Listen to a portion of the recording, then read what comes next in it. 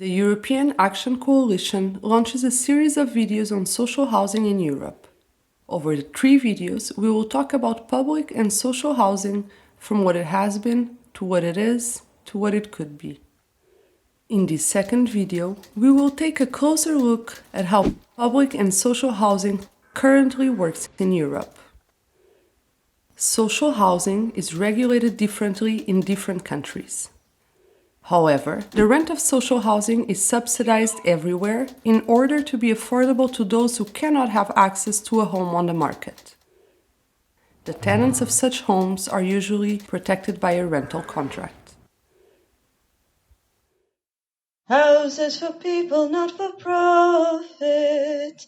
Houses for people, not for profit. Let's start at the beginning. Who is responsible for assuring the right to housing? Well, there are European countries where the state declaratively assumes its responsibility for ensuring the right to housing for all. But that is exactly just that, declarative. In some countries, such as France and Portugal, the right to housing is written in the constitution, but this doesn't mean that it's actually enforced and protected. In other countries, this right is defined in housing legislation or in laws related to social protection. And who owns the public and social houses? In France, Spain, the Netherlands, UK, Germany, Sweden, social housing might be both in state and private ownership and administration. The private owners might be charity organizations, non-profit associations, or companies. In the former socialist countries such as Romania, Serbia, Croatia, social housing is public housing. Nevertheless, the state also builds other types of homes from public money in order to support the mortgage system and the housing market. In the first phase, these homes are rented out to particular social categories, but after a few years, they are sold out to the tenants.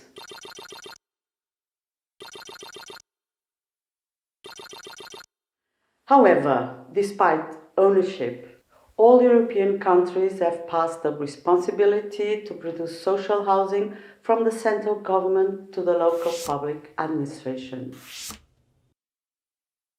The local public administrations sometimes prefer to buy or rent homes from the market and offer them as social homes to those in need.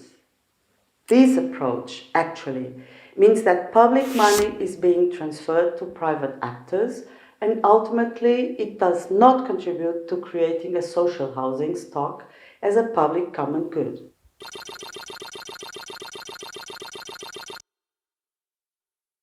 In some countries, the state also offers support to real estate developers in exchange for a number of housing units that the developers should rent below market price, which is often called affordable.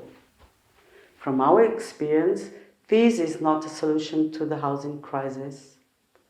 After all, what does affordable actually mean is usually not specified.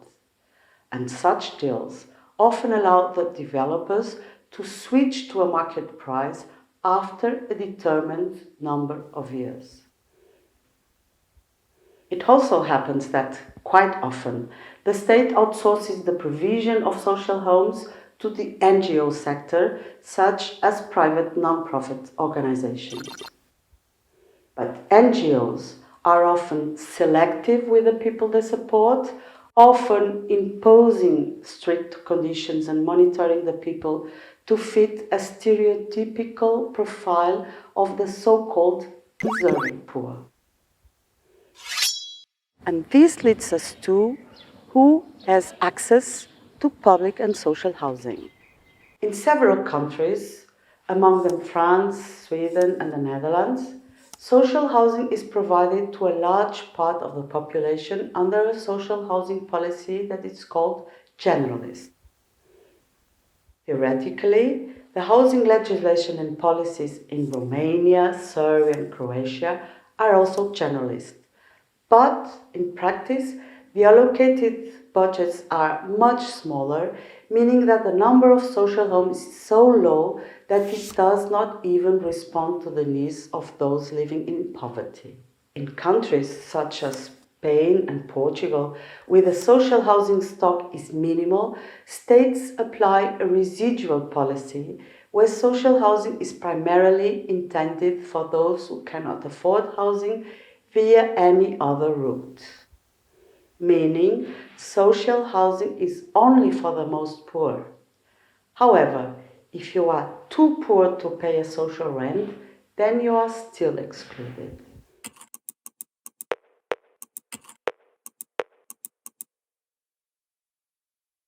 What we have been witnessing is European states not investing in the production of social housing or other forms of non-profit housing, and actively choosing to inject money into the private sector whose priority is profit. At the same time, the old public housing stock, which is usually not adequately maintained, is often doomed to be demolished without replacement. Meanwhile, local governments facilitate real estate development for profit through their politics of urbanism, while low-income people are cleared off from profitable rent.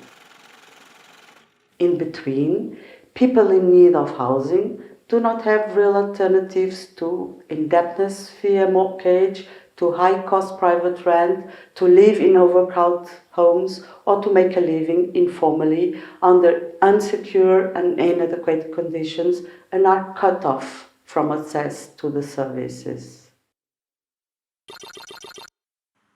Ultimately, the current housing policies are not working for the people.